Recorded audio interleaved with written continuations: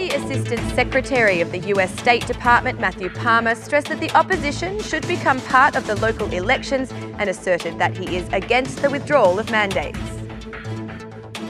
The IQC has issued 3 dismissal decisions this morning, removing the Saranda Prosecutor, the Durrës Appellate Prosecutor and the Chair of the Criminal Appeals Court. Acting Foreign Minister Gent Sarkai has requested the submission of diplomatic passports by persons who, according to him, hold this document without merit and in violation of the law.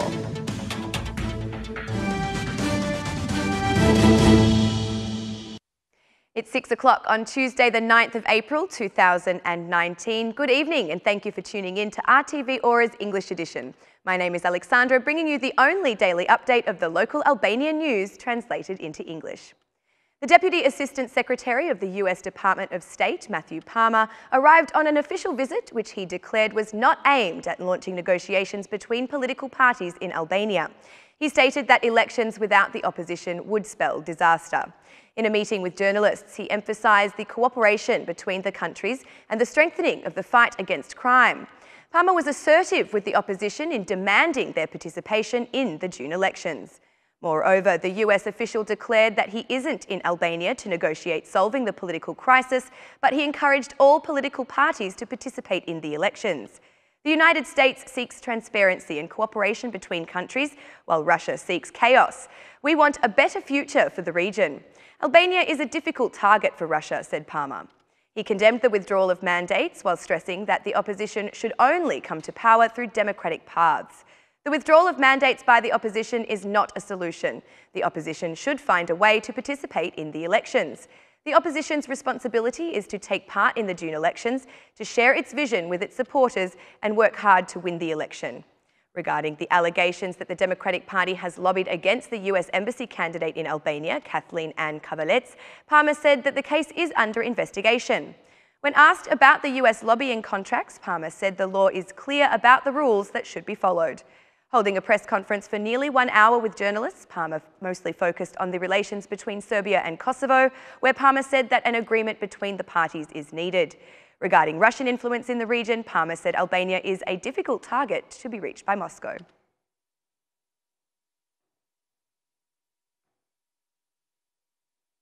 As we near the last days of the registration period for parties to participate in local elections, the ambassadors have increased their pressure for political dialogue in Albania. Italy's ambassador to Albania, Alberto Coutillo, in a statement for the journalists, said the withdrawal of mandates by the opposition has surprised the Albanian diplomats. He addressed a call for more tolerance to the majority. The first question is about the opposition's decision to abandon the parliament. This decision is unprecedented and it's creating this whole situation. My message for politicians is a double message. Everyone has the right to protest, but it is important that these protests be peaceful without causing damage to persons or institutions. The second message is a message that belongs to the political forces, but a little more to the majority. They should take a step back and focus on the political dialogue between them. It is up to the majority to advance forward with all reforms. The endless prolongation of these political uncertainties is not in the interest of the country, and it is not in the interest of the government either, said Coutillo. The Italian diplomat expressed concern that, given the political crisis, the situation is leading the country toward uncertainty for Italian investors.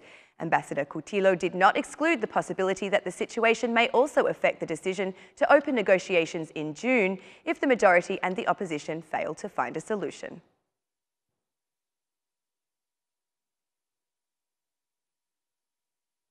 During the hearing for the prosecutor, Edison Ademi, which took place on April 5th, the Independent Qualification Commission's conclusions were that the Saranda prosecutor not only had concerns relating to wealth declarations, but was also found to be in contact with people who were being investigated for the possession of illegal firearms and drug trafficking. As a result, Ademi was not reconfirmed for duty.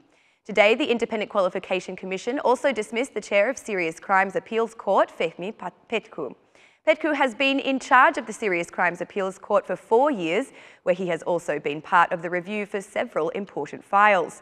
He was also one of the trio who is reviewing the Shulazi file in this court. Third in the queue to get acquainted with the decision of dismissal was Ferdinand Elezi, with the Durrës Appeals prosecutor advising of the same fate as with the first two.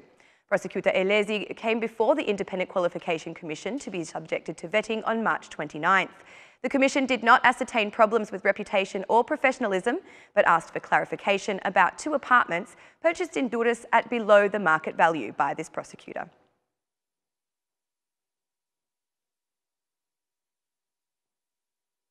Acting Minister for Europe and Foreign Affairs, Gent Sarkai, has requested the submission of diplomatic passports by 350 individuals. According to him, these passports are in violation of the law. Albania has doubled the number of diplomatic passports compared to powerful European countries. This is not a comparison for stylistic purposes, but fact. In violation of this legal and administrative framework in Albania, today there are more than 350 persons holding diplomatic passports. As such, they are entering and leaving as personalities with a special status in violation of the law. To all those who hold these diplomatic passports, from MPs of past mandates and judges who have not passed vetting to associates of known personalities in Albania, I invite you all to publicly submit diplomatic passports because these documents will be blocked and declared invalid, said Sarkai. In an announced press conference, Sarkai said that there are 350 citizens that use this kind of passport in violation of the law. Comparing with the other countries, Albania issues more diplomatic passports than any other. In Albania, these passports are possessed by people that do not deserve them, like judges who have failed vetting or the drivers of some popular personalities, explained Sarkai. Sarkai added that he would ask the government to abolish the decision to issue diplomatic passports.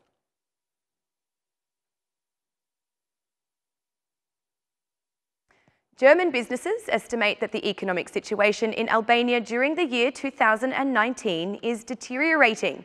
During the presentation of the survey, the German ambassador Susanne Schutz stressed that 51% of businesses are pessimistic about the performance of the economy this year, and this is related to the high emigration of skilled workers.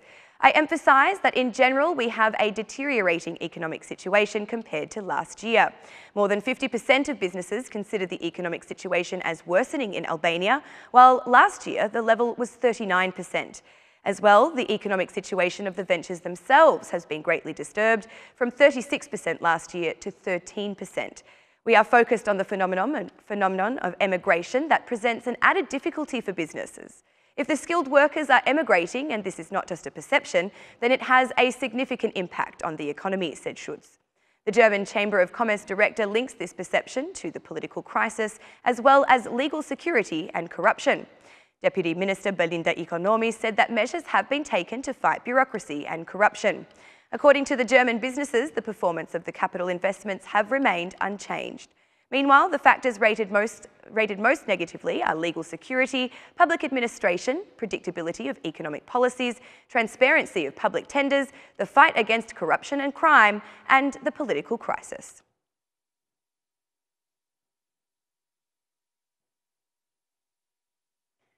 This year's graduating high school students will have more questions on their exams. The new curriculum being used across high schools in the country also includes changes for those who will graduate from high school in 2019. During the reporting to the Education Commission, the Minister for Education, Youth and Sports, Besa Shahini, said that this year the examinations will be designated differently. The first phase of enrolment for graduating high school students has been completed. Regarding the new examinations, the Director of Pre-University Education, Zamira Gini, said that piloting is taking place in some schools. The correction of tests in a digital way is also seen as an opportunity by the Ministry of Education to be applied for this year's graduating students.